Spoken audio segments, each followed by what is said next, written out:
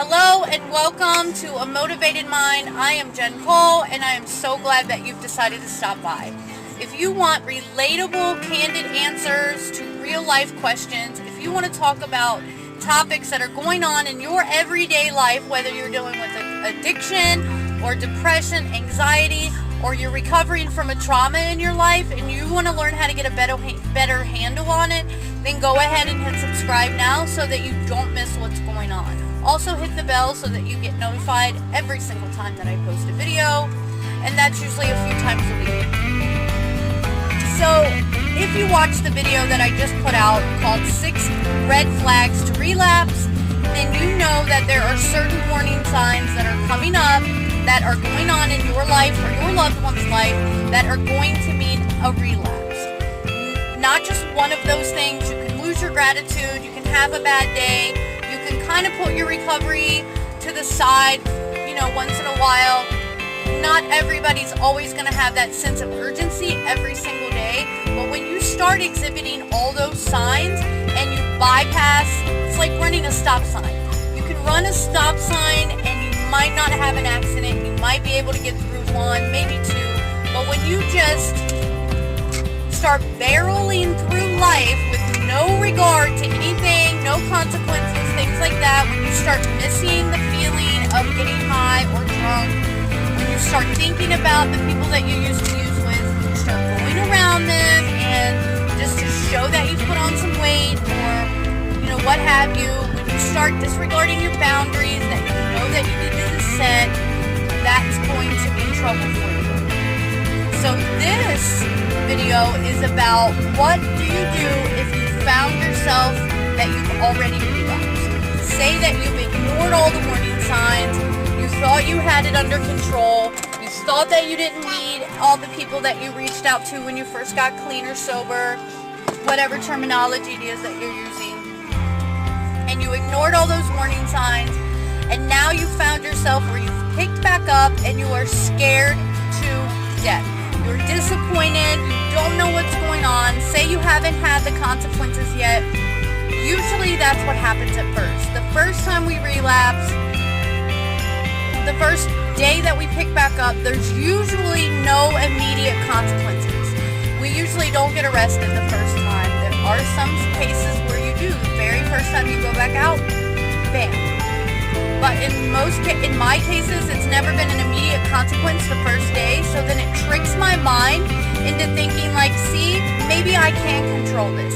See, I was just in a bad place that day. I know what I'm doing. I can control it this time. So what do? If you are at the place to where you've just picked up and you're scared, you don't want anybody to know, you have that guilt and shame and your pride and ego are affected. You don't want anybody to know because you just talked all this recovery stuff. And if you had a substantial amount of clean time and then you go back out, it's harder to admit the fact that you've messed up, that you've relapsed. But it does happen. I don't tell people that relapse is a part of recovery because I don't want to allow you to give yourself an excuse to do it. But it's a part of my story. I was a chronic relapser, a repeat relapser over and over until I got a better understanding of what it meant to work a program and what it really meant to stay in the center of recovery and have a relationship with God, my higher power. And so we're going to talk about what do you do now? What now? You've relapsed. What the heck do you do? So the first thing I want you to know is that you cannot save your butt and your face at the same time. So you're going to have to put all that pride aside, all that ego aside. You're going to have to move that right out of the way, and you're going to have to pick up that phone that weighs 1,000 pounds, and you're going to have to say, I'm Jen and I just messed up. I'm Jen. Call those people. Tell them you just messed up. Tell them you're scared to death. You want to get a handle back on this situation before it gets completely back out of hand again, before you're waking up sick again, before you stop going to work, before you start stealing money at work, before all of this stuff that happened that brought you to your knees last time, it's going to happen again. Because like I said, usually consequences don't kick in right away, so then we fool ourselves into thinking that everybody else was wrong I was just in a bad place. This time I can control it, but I promise you that you cannot. So if you're still at that point to where you're not getting sick yet, you're not shaking for that drink yet, you're not staying up for days at a time, then this is a really good opportunity. You're still in the zone to where this is just going to be a minor setback, and it's not going to totally control your life. Not to say that a relapse is minor, because it's not. This is a big deal, and I'm sorry that this has happened, and we're going to get up and we're going to learn from this. We're going to keep moving forward, and we're not just going to continue to lay down in our relapse. A relapse is not something that just comes upon us. It doesn't overtake us, and we don't trip into a relapse, we lay down into one. And if you're mad at me for saying that, then it probably hits home. Because back years ago, when somebody said that to me, I didn't believe it either. And I would argue to the point that you definitely can. But I've learned a completely different way of thinking about things, and that's definitely not true. And so if you're at that point and you can still get through the day without being sick, then you need to pick up that phone like I said. That's number one. You're going to have to admit that you messed up. Regardless of how much clean time you had that you've lost, I want you to pick up that phone and I want you to call somebody, reach out to somebody, preferably go to a meeting, or call somebody that you trust, a pastor, a minister, your sponsor, or somebody else that you can trust that say, hey, I messed up. Don't call somebody else who is still using. Don't call somebody else who is newly in recovery with less time than you had that is wishy-washy also. Don't call somebody that's going to encourage you to keep using. We know who to call when we want help, and we know who to call when we want somebody to co-sign our stuff, and we want somebody to say, it's okay, it's not okay. Not all hope is lost. If you've made it through this relapse, then you can now make it back from a relapse. If you're still above ground, there is still hope. I don't want to minimize this, but I want you to know that you can still pick yourself back up and you can continue to move forward from this. Not all is lost. So I want you to pick yourself back up, and I want you to figure out what got you to this point right now. That's what you need to figure out so that you don't end up back in this situation again. Were you going around old people, when they say old people, places, and things, were you going around people that you used to use with, drink with? Were you going back into the bar? Did you have dope boys' numbers? For what reason? Why did you have those numbers if you weren't going to use them anymore to buy drugs? Why would you keep those numbers? And I know sometimes we memorize those numbers, but why are you actively reaching and seeking out people that you know don't have your best interest? Why are you reaching out to people that you know are going to co-sign you to do something that you don't want to do, unless that's really what you want to do? We know the people to call when we want to change, and we know who to call when we want somebody to say, go ahead and do what you're doing. Because sometimes we're looking for permission to continue what we're doing. We're looking for permission to do what we're doing. So what I'm giving you now is permission to admit that you fell, permission to admit that you messed up, and I want you to pick up that phone and I want you to call and reach for help. Go to a meeting and say, hey, I messed up, I slipped, and I want to get back on the ball, back into the swing of things, pick myself back up, go get that white key tag. I know how hard that is. Trust and believe, I do know, I've done it. This white key tag right here, the very first one you get it's white for surrender, and that's why it's white. It's because you have to surrender a new way of life. You messed up, you got to start over. So in order to get any of these other key tags, you have to first get the white one. So if that means you have to walk back into that meeting and say, hey, I slipped up, I messed up, I need to start over, I need a white key tag, nobody at that meeting is going to dog you. Nobody at that meeting that is there for the right reason is going to say anything then, I'm glad you made it back. And if they are working a program, then they're going to help you figure out how this happened. What were you doing or not doing that you needed to do to where this happened? What doors or windows were you leaving open for addiction to come in and slither in like a python? Because addiction in the beginning doesn't look like a cobra. It looks like a python. It doesn't strike, it doesn't raise its head up and to be so dangerous.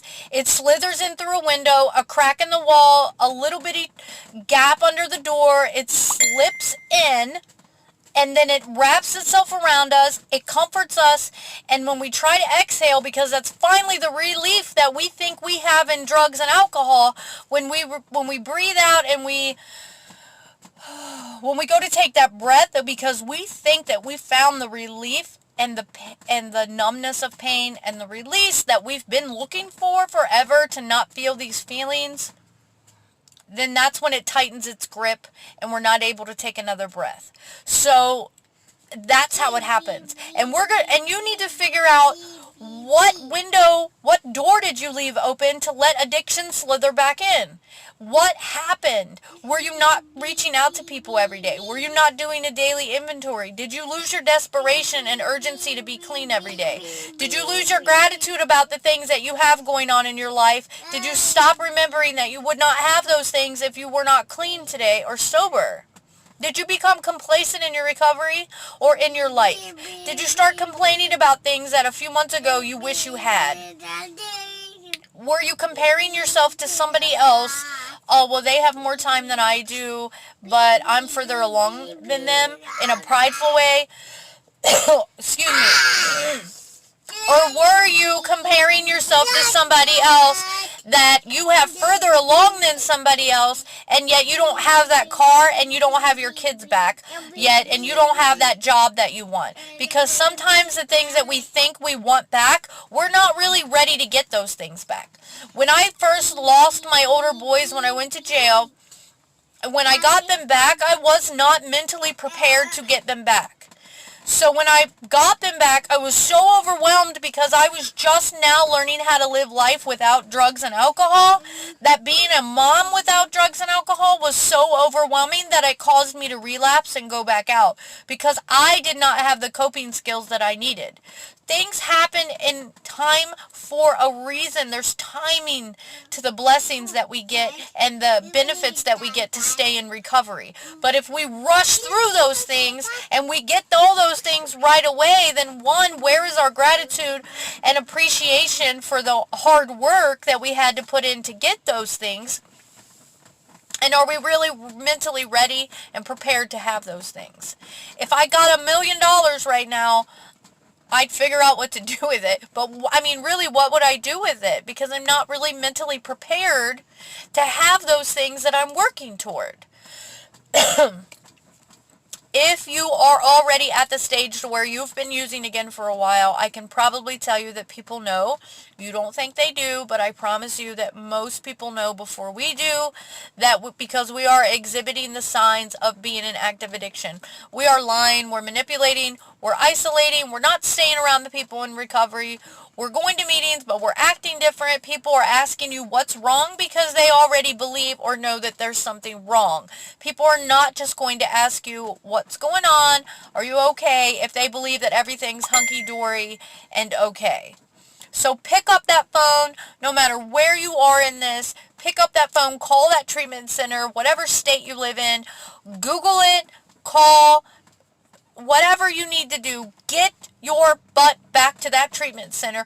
Get yourself to somewhere where you can get that stuff out of your system and you can get yourself back to where you need to be in this walk in recovery. Relapse does not have to happen, but unfortunately it does. So this is what you need to do. I wanted to get this out there because there's a lot of people that are using and a lot of people that have fallen and they need help. So if you do, please get yourself some help. I wanted to do this. There will be a part 3 of this video talking about triggers, internal and external triggers, what that really looks like, and what are the top 3 triggers for most of us in recovery, and how do we deal with that with the right kind of coping skills so that it doesn't take us back out.